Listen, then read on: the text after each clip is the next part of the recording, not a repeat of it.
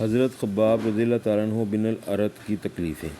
حضرت خباب رضی اللہ تعالیٰ عنہ بن الارت بھی انہی مبارک ہستیوں میں ہے جنہوں نے امتحان کے لیے اپنے آپ کو پیش کیا تھا اور اللہ کے راستے میں سخت سے سخت تکلیفیں برداشت کیں۔ شروع ہی میں 5-6 آدمیوں کے بعد مسلمان ہو گئے تھے، اس لیے بہت زمانہ تک تکلیفیں اٹھائیں۔ لوہے کی زرہ پہن کر ان کو دھوپ میں ڈال دیا جاتا، جس سے گرمی اور تپش کی وجہ سے پسینوں پر پسینے بہتے رہتے تھے۔ اکثر اوقات بالکل سیدھا گرم ریت پر لٹا دیا جاتا، جس کی وجہ سے کمر کا گوشت تک گل کر گر گیا تھا۔ یہ ایک عورت کے غلام تھے، اس کو خبر پہنچی کہ یہ حضور صلی اللہ علیہ وسلم سے ملتے ہیں، تو اس کی سزا میں لوہے کو گرم کر کے ان کے سر کو داغ دیتی تھی۔ حضرت عمر رضی اللہ تعالیٰ عنہ نے ایک مرتبہ عرصے کے بعد اپنی زمانہ خلافت میں حضرت خباب رضی اللہ تعالیٰ عنہ سے ان تکلیف کی تفصیل پہنچی جو ان کو پہنچائی گئی تھی۔ انہوں نے عرض کیا کہ میری کمر دیکھیں۔ حضرت عمر رضی اللہ تعالیٰ عنہ نے کمر دیکھ کر فرمایا کہ ایسی کمر تو کسی کی دیکھی ہی نہیں۔ انہوں نے عرض کیا کہ مجھے آگ کے انگاروں پر ڈال کر گھسیٹا گیا، میری کمر کی چربی اور خون سے وہ آگ بجھی۔ ان حالات کے باوجود جب اسلام کو ترقی ہوئی اور فتوحات کا دروازہ کھلا تو اس پر رویا کرتے کہ خدا نخواستہ ہماری تکلیف کا بدلہ کہیں ہم دنیا ہی میں تو نہیں مل گیا۔ حضرت خباب رضی اللہ تعالیٰ عنہ کہتے ہیں کہ ایک مرتبہ حضور اقدس صلی اللہ علیہ وآلہ وسلم نے خلاف عادت بہت ہی لمبی نماز پڑھی۔ صحابہ رضی اللہ تعالیٰ عنہ نے اس کے متعلق عرض کیا تو حضور صلی اللہ علیہ وسلم نے ارشاد فرمایا کہ یہ رغبت و ڈر کی نماز تھی۔ میں نے اس میں اللہ تعالیٰ سے 3 دعائیں کی تھیں، 2 ان میں سے قبول ہو گئیں، ایک کا انکار فرما دیا۔ میں نے یہ دعا کی کہ میری ساری امت قحط سے ہلاک نہ ہو جائے، یہ قبول ہو گئی۔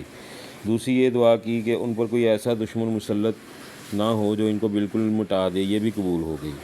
تیسری یہ دعا کی کہ ان پہ آپس میں لڑائی جھگڑے نہ ہوں، یہ بات منظور نہ ہوئی۔ حضرت خباب رضی اللہ تعالیٰ عنہ کا انتقال 37 سال ہجری میں ہوا اور کوفہ میں سب سے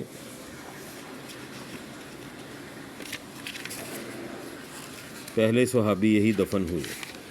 ان کے انتقال کے بعد حضرت علی کرم اللہ وجہہ کا گزر ان کی قبر پر ہوا تو ارشاد فرمایا اللہ خباب رضی اللہ تعالیٰ عنہ پر رحم فرمائے، اپنی رغبت سے مسلمان ہوا اور خوشی سے ہجرت کی اور جہاد میں زندگی گزار دی اور مصیبتیں برداشت کی۔ مبارک ہے وہ شخص جو قیامت کو یاد رکھے اور حساب کتاب کی تیاری کرے اور گزارا کے قابل مال پر قناعت کرے اور اپنے مولا کو راضی کر لے۔ فائدہ: حقیقت میں مولا کو راضی کر لینا انہی لوگوں کا حصہ تھا کہ ان کی زندگی کا ہر کام مولا ہی کی رضا کے واسطے تھا۔ حضرت عمار رضی اللہ تعالیٰ عنہ اور ان کے والدین رضی اللہ تعالیٰ عنہ کا ذکر۔ حضرت عمار رضی اللہ تعالیٰ عنہ اور ان کی ماں کو باپ کو بہت سخت سے سخت تکلیفیں پہنچائی گئیں۔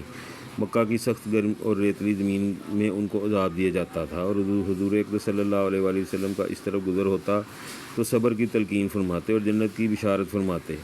آخر ان کے والد حضرت یاسر رضی اللہ تعالیٰ عنہ اسی حالت تکلیف میں وفات پا گئے کہ ظالموں نے مرنے تک چین نہ لینے دیا اور ان کی والدہ حضرت سمیہ رضی اللہ تعالیٰ عنہ کی شرمگاہ میں ابو جہل ملعون نے ایک بچہ مارا جس سے وہ شہید ہو گئیں، مگر اسلام سے نہ ہٹیں۔ حالانکہ بوڑھی تھی، ضعیف تھی، مگر اس بد نصیب نے کسی چیز کا بھی خیال نہیں کیا۔ اسلام میں سب سے پہلی شہادت ان کی ہے اور اسلام میں سب سے پہلی مسجد حضرت عمار رضی اللہ تعالیٰ عنہ کی بنائی ہوئی تھی۔ جب حضور اقدس صلی اللہ علیہ وسلم ہجرت فرما کر مدینہ منورہ تشریف لے گئے تو حضرت عمار نے کہا کہ حضور صلی اللہ علیہ وسلم کے لیے ایک مکان سایہ کا بنانا چاہیے جس میں تشریف رکھا کریں، دوپہر کو آرام فرما لیا کریں اور نماز بھی سایہ میں پڑھ سکیں۔ تو قباء میں حضرت عمار رضی اللہ تعالیٰ عنہ اول پتھر جمع کیے اور پھر مسجد بنائی۔ لڑائی میں نہایت جوش سے شریک ہوتے تھے۔ ایک مرتبہ مزے میں آ کر کہنے لگے کہ اب جا کر دوستوں سے ملیں گے، محمد صلی اللہ علیہ وسلم اور ان کی جماعت سے ملیں گے۔ اتنے میں پیاس لگی اور پانی کسی سے مانگا، اس نے دودھ سامنے پیش کیا اور اس کو پیا اور کہنے لگے میں نے حضور صلی اللہ علیہ وسلم سے سنا تھا کہ دنیا میں سب سے آخری چیز دودھ پیے گا۔ اس کے بعد شہید ہو گئے۔ اس وقت 94 برس کی عمر تھی، بعد میں 1 آدھ سال کم بتلائی ہے۔ اسد الغابہ